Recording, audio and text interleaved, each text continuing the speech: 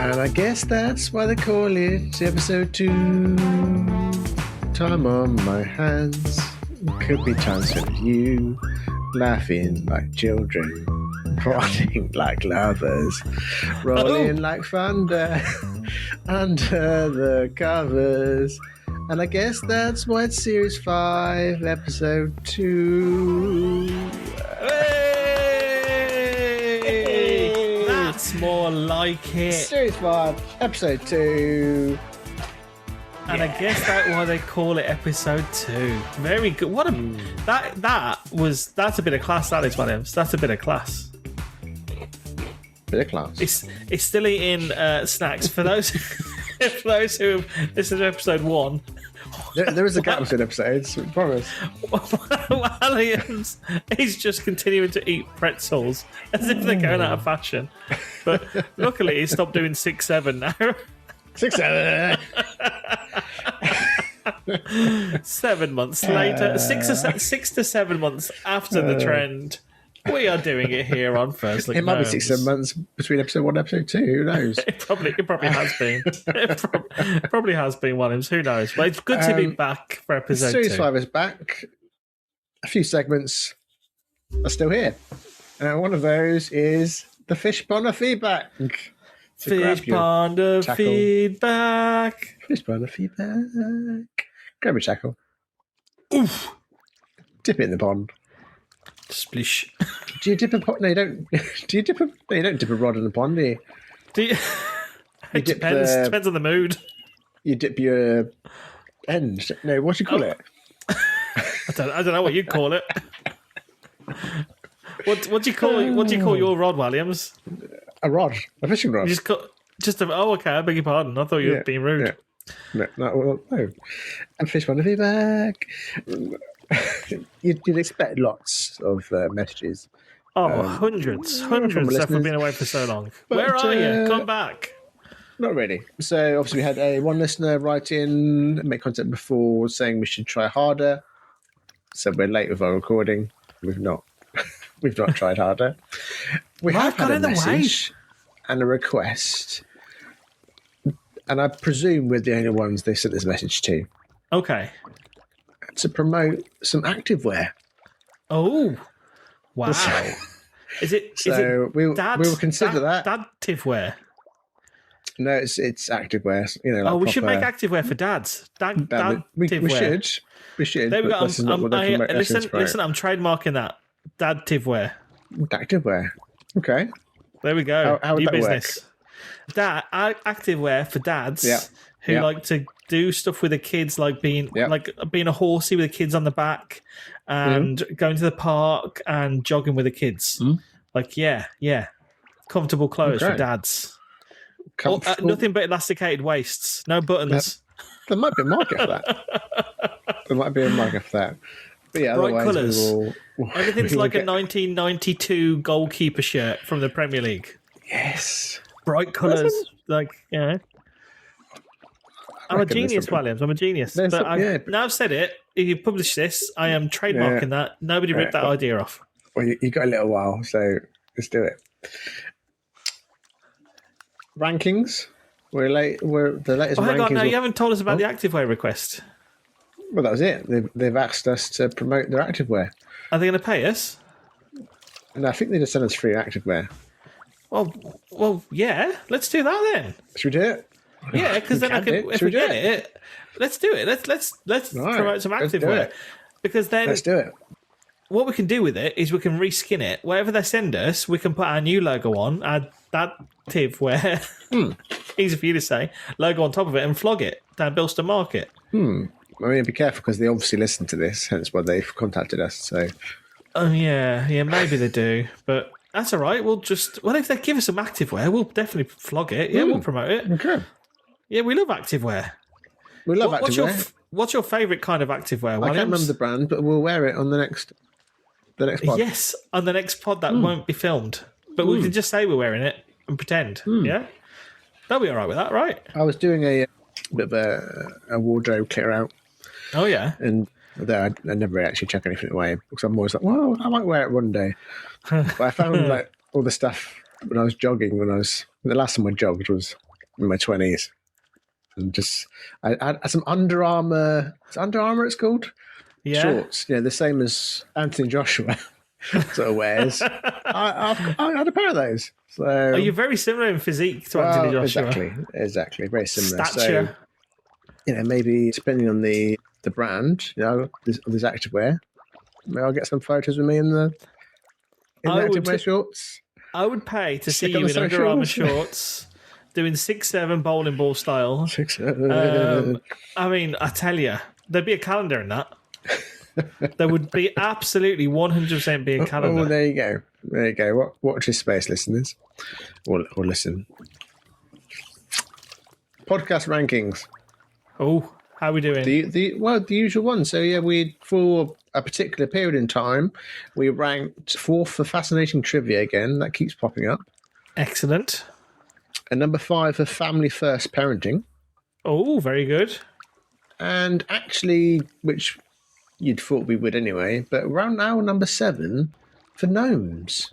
Which is good. There you go. We're good. So we're starting to hit that market. What's for gnomes. beating us for the search gnomes? What is ahead of us?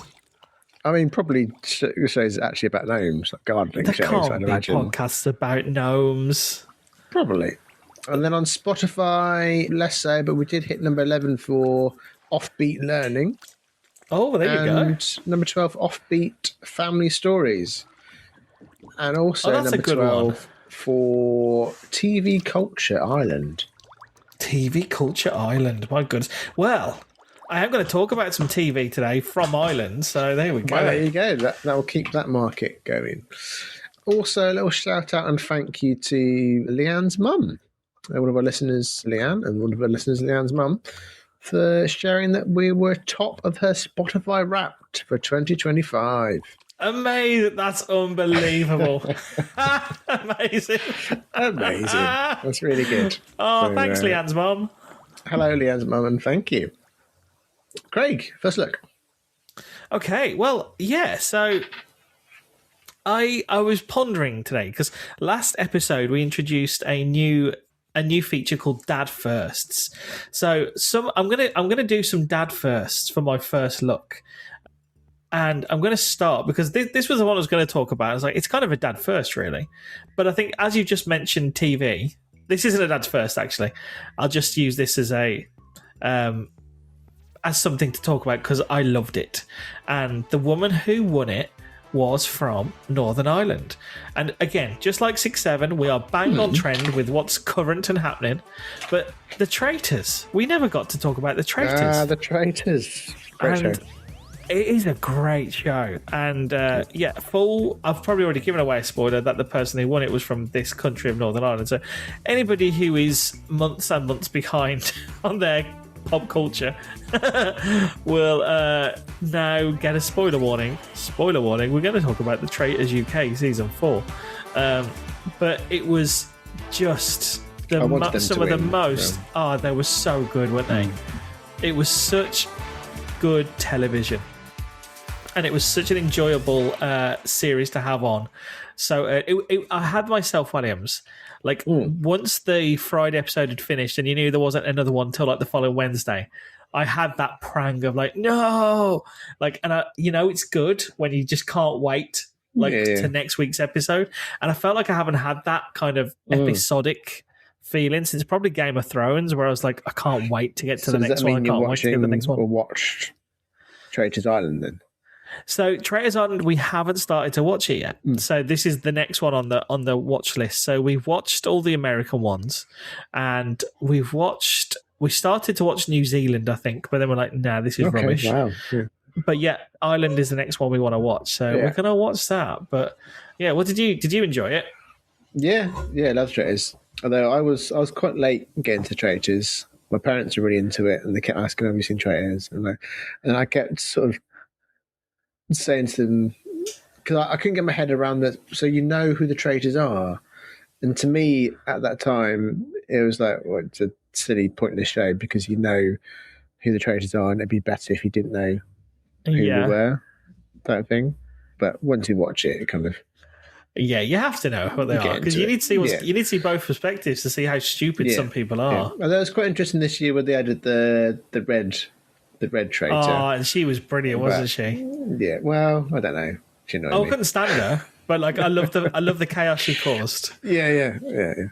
Yeah, I couldn't stand her. I was like, no, she's so annoying. Yeah. The blonde Welsh woman, 60, doing it for the 6-year-old ladies. But it was good. It was a good show. They cast it very well. Yeah, it's great from a geeky psychological point of view and how people act and how you don't really know people, especially because they go in, they've never met anyone before. Well, turns out some people have met each other before, but you can't tell if they've changed their personality or attitudes to being a traitor because you didn't know what they were like before. That's true. So, yeah. But then just the way people's minds pick up on every little detail and then just unravel it and turn it into how they are a traitor, even though when they're not. It's like, and they build up such a good case and story that, they must be a traitor because they did that, and then, it makes sense. But actually, they're not. It's not true. But you can say that for everything, couldn't you? Like every kind of they all say that like history is written by the victors. And anything you could unpack it and kind of say, no, that's confirmation bias. Like all the people like, it's gotta be them. I'm so sure it's definitely you, 100% you. And they kind of convince themselves. And then when it's shown not to be, they just look foolish. And you think, we're all a bit like that at times, aren't we? Like, well, such a guilty sort of, if someone, even though I know I'm not guilty of whatever accusation, but my mind always turns to, but they think I'm guilty. And then I start acting like I'm guilty. Yeah. Do you still kind of, if you see a police car, do you suddenly start behaving? Yeah. Like, am I driving fast enough, or, I've got both hands on the steering wheel? Like going back to our multimedia days, if you're filming something and you want someone just to walk normally across the screen. Try to walk normally whilst being filmed. It's something you do every day. If you're being filmed, you've got to walk normally. Michael McIntyre did a sketch, didn't he, about it? It's like, he's talking about the way you try on shoes and trousers. You never walk the same way as you walk when you're trying on shoes and trousers. Because like when you try on a shoe, you're like pushing your foot into it and wiggling it George around. Always tells me off. Like, or if I'm wearing like a new pair of jeans or a t-shirt and top, I always sort of like breathe in, shoulders back. How's it look? Wow, ladies and gentlemen, I can confirm he really does look like Anthony Joshua. Flip me. If Anthony Joshua actually got some more muscles, whereas we've been married for a couple of years now and been together for 10. But she's like, just breathe out. Just walk normally. That's who you are. Well, that was we went off track a little bit there, but the Traitors, it was excellent. That's my random access memory. It is your random access memory. And then, so sticking with the island theme, Dad First, Williams. This was a good one. This was I have been pursued and had the door knocked. As an Englishman in Ireland, in Northern Ireland, I have been pursued by the travelling community who do driveways and block paving.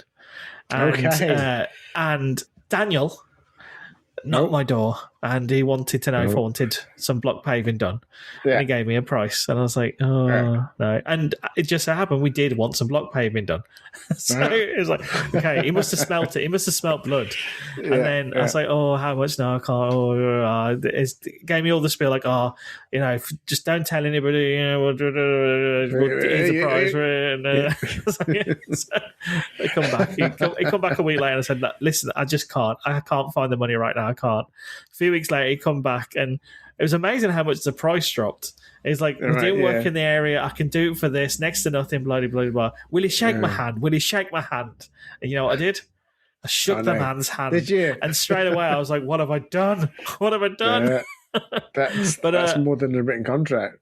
100%. 100%. And they did a cracking job. Good. It turned out really well. I'm very happy with everything. It's all good. Yeah. But that was definitely like one of those experiences. You hear about people kind of knocking doors to do Mr. Hodgkiss, driveways. have you been forced to say this on a public podcast? I blink twice if you're safe. They've done a cracking job.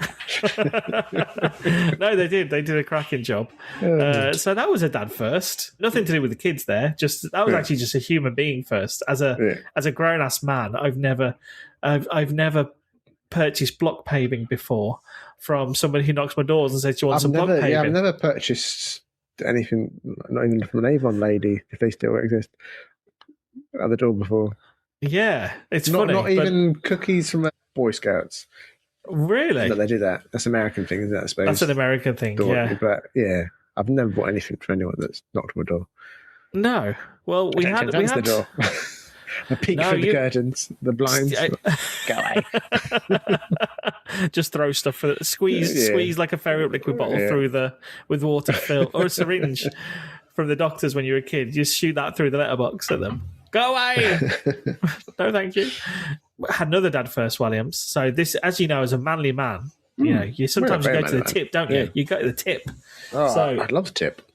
Well, before Christmas, I went to the tip. I loaded my car up with shit from the garden. Went to the tip, didn't I? And we are very privileged, and we have 2 cars. So I use my car, my old banger car, to go to the tip. And then over Christmas and into January and stuff, we hadn't really used my car, having been to the tip. And me being super smart, not using the car after taking some wet stuff to the tip, returned to my car to use my car to find my car had been taken over. It's like something from The Last of Us. Oh, no. My car had just grown mold and spores and absolutely everywhere. Seatbelts were moldy. The chairs were moldy. And I was like, oh my days, what am I going to do here? How did you get all that? I took it to a specialist who ozoned it. So, I mean, I've had no luck with mold. You told me about some mold issues you've had. Obviously, anybody who's listened to this has heard about our mold issues in the house, and now the car got moldy. I'm like, well, you never learn. So I found a guy in Newton Ards who does like a really good service, and he kept the car for 24 hours and effectively steamed it and did everything, and I got it back, and it's never looked so good. Pretty much. Well, that's what I said to him. He said, I told him about it. I said, how much for you to set it on fire? But he sorted it all out for me. Yeah. Did a cracking job. So that was a dad first as well, having a mouldy car. It's definitely the same car. Yeah. It's the same car, and it's now mold free. Hey. And then so that was interesting. So just be careful if you're taking wet stuff to the tip. Like, make sure you dry your car out afterwards. Open the windows, get a dehumidifier or something. Don't leave your car sitting on the drive for nearly 3 months and then go back and wonder what's happened. And there was another thing that happened. I sometimes, like, obviously we talk about AI a lot on this, but I had to ask. 2 episodes. 2 episodes of Tragic. Well, I asked my AI something, because do you know the song Charles and Eddie? The Would I Lie to You song by Charles and Eddie? Right, look into my eyes, can't you see the open wide? Oh, would I lie to you, baby? Would I lie to you? I was listening to the song, and all I kept thinking was, they're doing a lot of protesting.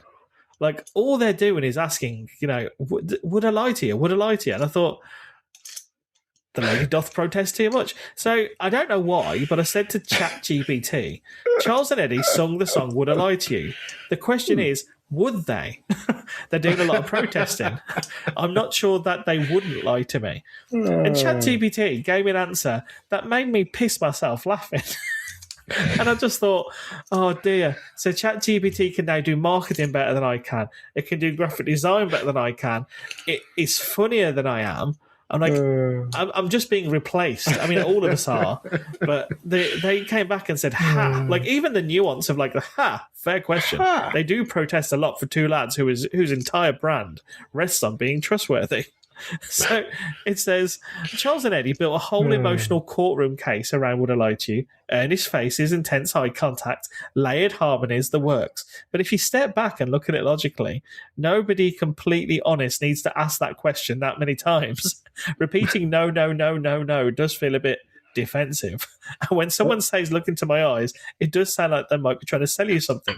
So, yes, musically, soulful, heartfelt, and iconic. Legally, the jury's still out. My conclusion, it's a brilliant song. They've got terrific voices, but I wouldn't hand them a PIN number just yet.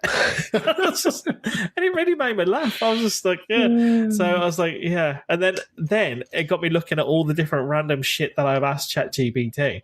And I thought, you know, it would be funny to ask somebody how old they think I am based on the questions I've asked ChatGPT.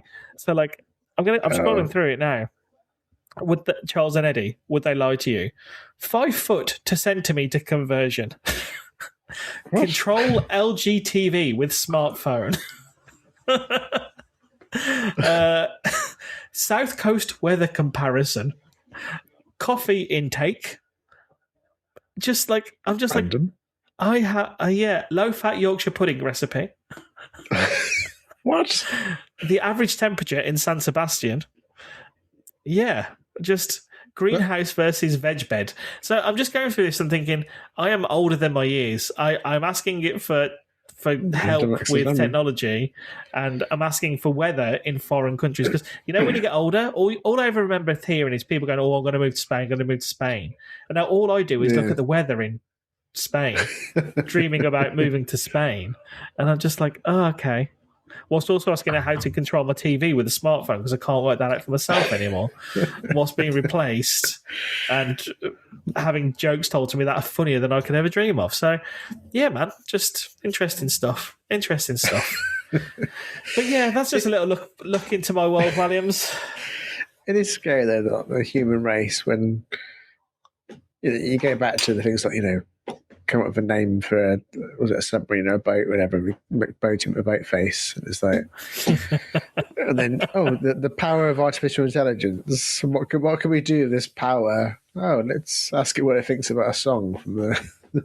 But have you ever thought about that song, Williams? I mean, sometimes these songs are there and you just take them for granted. But when you really think about them, I mean, you are the guy who sings the series openers or the episode openers every week. Maybe which I should have dropped. But. No, I think the listeners want it, Wells. The listeners want you singing. I do. Well, write in if you still want it. I will write in. Do I have to write in? Well, someone needs to. Okay. Well, there you go. I will write in and request that you keep singing the songs, Williams. But yeah, that was just a bit of a look. So people knocking the door sending me paving, mouldy cars, and Charles and Eddie. What have you got, Williams? Gosh. What have you got? Not much. I had a first again. You know, we're with recent news, up to date news. But this is actually a note from 2025, probably. I don't know. I made a note. This happened ages ago, but I thought we were going to record a podcast, and we didn't. Anyways, we had the Northern Lights in Cornwall. Oh, awesome! Which, it was a first. You know, I've been to Iceland, hoped to see it, and I've been to Canada, hoped to see them. Never did. And then, just a random night in Cornwall. A friend of ours messaged in saying, "Oh, there's Northern Lights." Really? Went outside. Northern Lights. Wow. So you go outside first of all, going, hang on. And then you really look, you go, oh, hang on. The clouds are a bit brighter. And then, you look a bit closer. You let your eyes adjust a bit. Yeah. It's not like because you get brought up with the Northern Lights and the videos you see and stuff, and you kind of expect this like big sort of firework show type thing. But it's not, and you can let your eyes adjust a bit, and then you go, there's green colours and then the pinks, and then you see it sort of darting through the sky and stuff, and it looks. You need obviously a clear night, but there's something about the sky looking sort of thinner, like there's a layer removed type thing. I'm sure there's some sort of science behind it. But my first look at the Northern Lights. Nice. And how did you find it? Was it one of those things that, wow, did it kind of blow your mind a little bit? Because obviously we're a lot lower down than it should be, usually. So a quick Google for the lights or the Aurora Borealis. Borealis, yeah, nice. So they're actually a result of solar eruptions sending particles towards Earth, and then the way they interact with the Earth. It's a coronal mass ejection, a CME, which is a large eruption of charged matter from the sun. And it left the sun. So it left the sun on, I think it was the Sunday, and then I think we had it on the Tuesday, which is bonkers how more or less the speed of light, but it still took like 2 days to get there. But then also, like, there's so many people looking up and they're going, ooh, but you're actually getting radiation hit at you from the sun, from a coronal mass ejection. I hate it when when you have a coronal mass ejection. You get a coronal mass ejection in your face, and you just go, ooh, like, is that sensible? I don't, because I'm going. Do you want to just say you get a coronal mass ejection in your face and go? You are though. That's what it's called. It's called a coronal mass ejection from the sun, which is basically it's basically farted out a load of radiation. No, this is science. And is it science, Williams? Are you just being really filthy?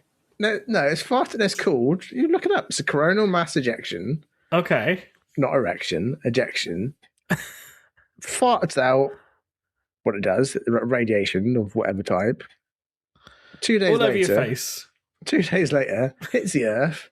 We're looking up. We're literally going up with our mouths open. We're looking up and going, oh, and we're being hit by this radiation with your mouth open. I'm sure we're going to find out 50 years. Oh, people have suffered because that's why people get sick, because of these coronal mass ejections. Who knows? All over your face. And then another sort of takeaway I took from it was the photos are always better than the actual look. It was, of course, yeah. But it's different because it's better from a visual because you're there. Like photos never do things justice, but also with a coronal mass ejection, the photos always sort of bring out the colours, yes, a lot more. So it makes you wonder if, because I still want to see like the Northern Lights in Iceland or Lapland or Northern Canada or whatever, because you're higher up and technically less light pollution and stuff. Yeah.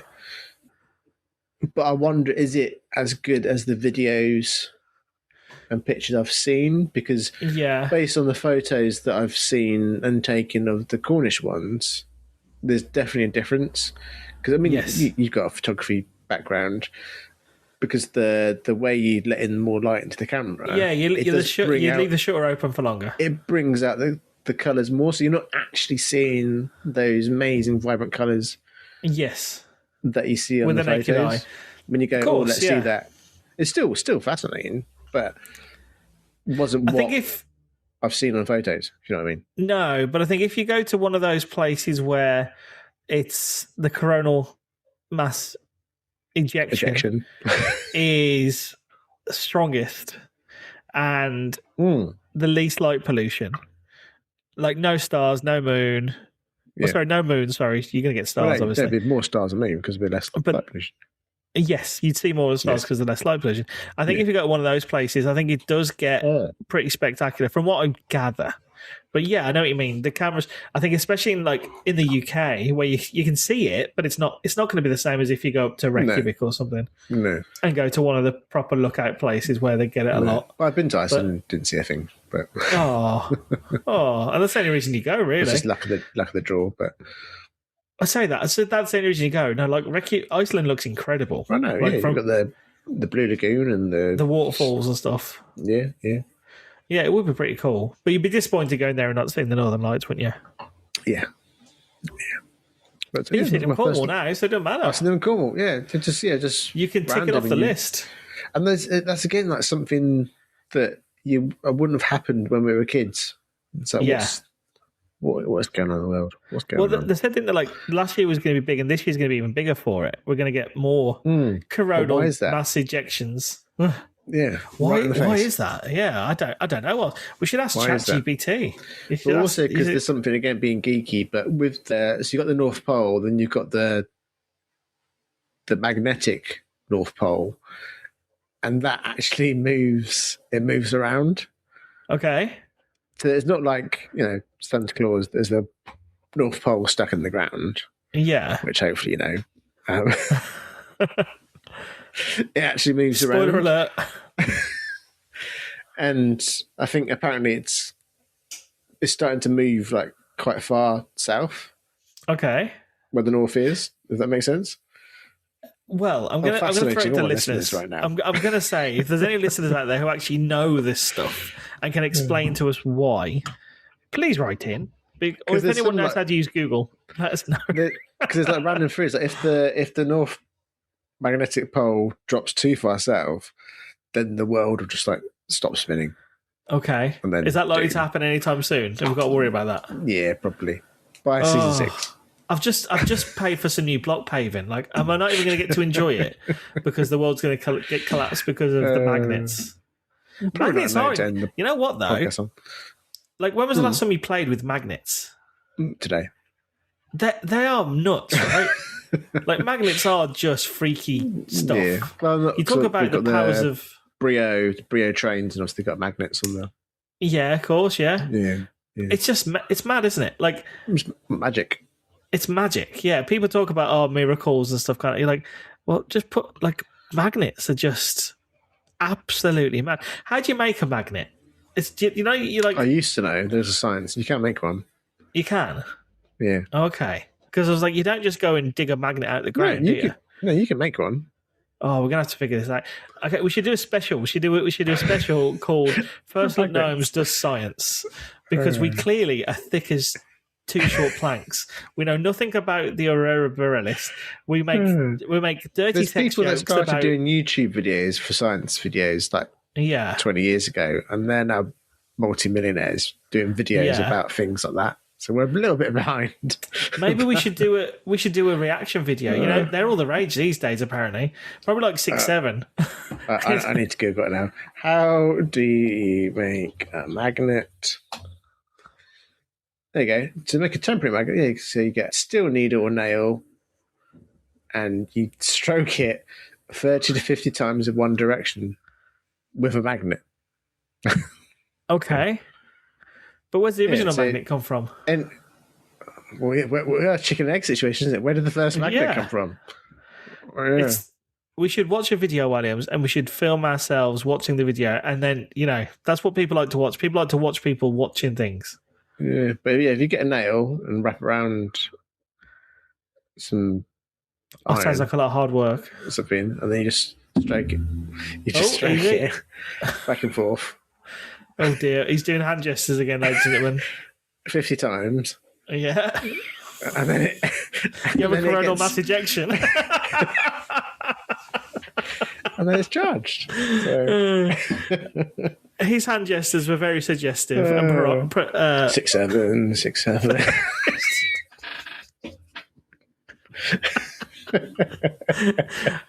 If you do it like that one, you'll end up with friction burn.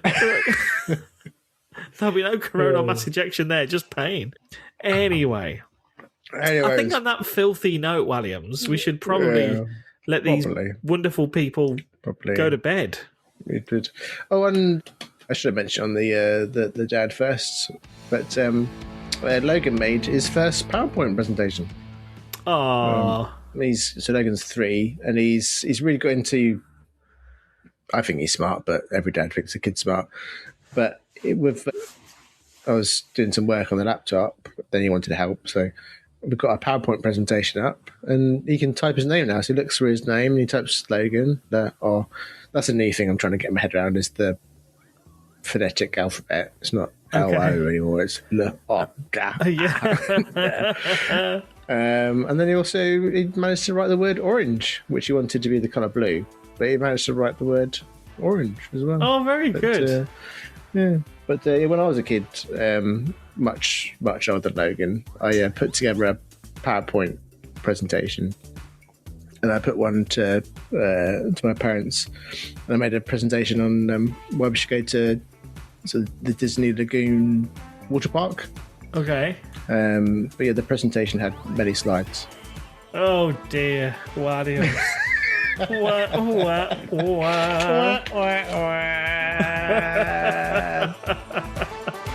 See you next time, everybody. Bye, everybody.